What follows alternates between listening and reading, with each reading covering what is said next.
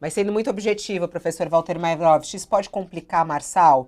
Hoje a gente tem uma reportagem aqui da Carol Brígido falando sobre as principais encrencas jurídicas de Pablo Marçal. Estamos aí numa reta final quase da eleição em São Paulo. É algo muito importante. Estamos falando da maior cidade brasileira, a maior capital da América Latina, que está aí com uma eleição extremamente disputada, um embolo nas primeiras colocações, e a palavra bandido surge daqui, dali e acolá, né? A candidatura de Marçal está sob ameaça com 3 ações na justiça, segundo a análise aqui da Carol Bricho, jornalista especializada nessa área jurídica, e ela traz aqui os pontos principais dessa disputa aqui jurídica de Pablo Marçal. Ele vai ter que enfrentar pelo menos 3 frentes judiciais. A mais comprometedora é a ação que o acusa de abuso de poder econômico, que foi essa que justamente suspendeu as redes sociais dele,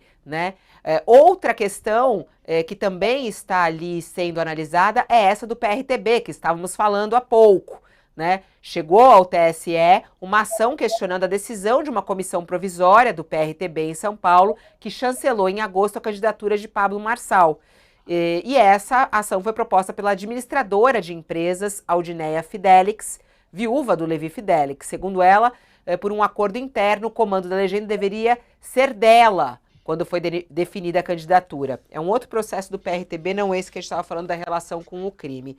E uma terceira questão é essa relacionada ao caso que deu a primeira projeção nacional a ele, que aconteceu em 2022, quando ele fez uma atividade com caráter motivacional e conduziu um grupo de seguidores a uma montanha na Serra da Mantiqueira. E o grupo precisou ser socorrido. E hoje, Pablo Marçal é alvo de uma investigação por tentativa de homicídio e omissão de socorro. Desses processos contra ele, qual deles é mais grave, professor Walter Mairovich? E qual deles poderia aí impedir a candidatura dele à Prefeitura de São Paulo? Olha, o mais grave é o abuso por poder econômico, porque quebra o princípio da igualdade entre os concorrentes. Então, um é mais bombado porque tem dinheiro e viola a lei usando esse dinheiro para estabelecer uma desigualdade na concorrência. Esse é a acusação, é o que há de mais grave. Agora, esse processo é demorado, Fabiola. É muito demorado, existe aí a ampla defesa, testemunhas e etc. Mas, atenção, se houver condenação, há cassação de mandato. Evidentemente, se o mandato for conquistado pelo Marçal. Ele poderá ser cassado por abuso de poder econômico, mas aí já no cumprimento de mandato, porque esses processos são muito demorados. Eu tive vários casos no Tribunal Regional de São Paulo, e teve até um particular, onde nós cassamos, o tribunal, cassou o mandato por abuso de poder econômico no último dia do mandato, mas essa era uma decisão que precisava. Então, esse é o mais preocupante que é para a sociedade, porque quebra essa regra e para aquele que é acusado também. O segundo ponto, e eu vejo aqui muita gravidade, porque existem 2 crimes. Atenção, o Marçal está cometendo, pelo que se está colocando, 2 crimes. O crime de desobediência à ordem judicial, por quê? Porque ele foi de maneira a praticar um estelionato na justiça eleitoral, ele foi buscar perfis alternativos para fugir de uma proibição que mostrava que ele estava driblando a justiça eleitoral, que tinha tirado do ar fundamentadamente o que? As suas redes de comunicação.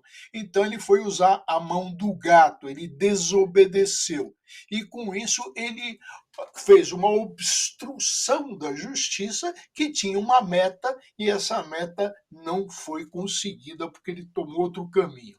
Com relação à herança, se trata aqui de uma senhora que alega a viúva daquele do Eurotrem, o Levi Fidelis, aquele picareta, atenção, picareta, que usava essa história do Eurotrem e se candidatava a tudo para ter o quê?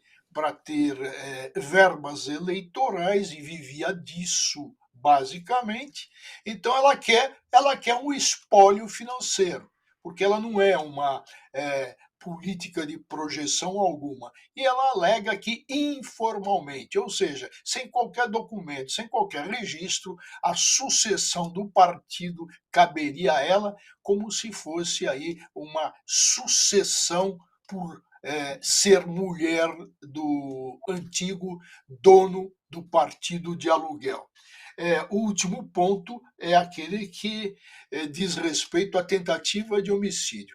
Mostra, antes de tudo, uma irresponsabilidade. Está aí o fato acontecido. Uma irresponsabilidade de quem leva grupos de pessoas e a coloca em risco. É uma imputação de tentativa de homicídio que ainda não virou denúncia, é um processo demorado, mas se houver pronúncia e posterior condenação pelo tribunal do júri, o efeito da condenação será a cassação de direitos políticos, ou seja, de votar, proibição de votar e de ser votado.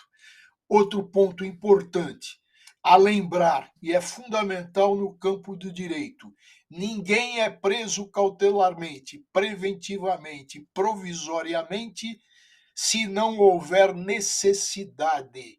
E o Marçal foi preso porque havia necessidade, porque ele integrava uma organização criminosa. Foi preso por necessidade. E quando ele deu prova de que estaria fora dessa organização, e a prova foi a delação, aí acabou a necessidade e ele foi solto. Mas ele foi preso porque havia uma necessidade para tranquilidade social, havia uma necessidade de que ele não iria burlar provas, havia necessidade porque ele participava de uma organização criminosa.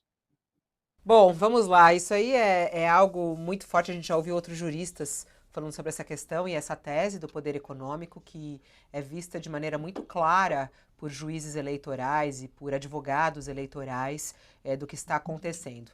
Ele diz que tem como provar, no entanto, não sabe dizer claramente quando ele parou de fazer esses impulsionamentos e esses pagamentos e esses campeonatos pelos recortes. Ele diz que isso aconteceu antes da pré-campanha eleitoral. E ele diz que não vão achar nada durante a pré-campanha e durante a campanha dele. Diz que isso não mais está acontecendo, que não tem dinheiro dele e nem das empresas dele na campanha dele neste momento.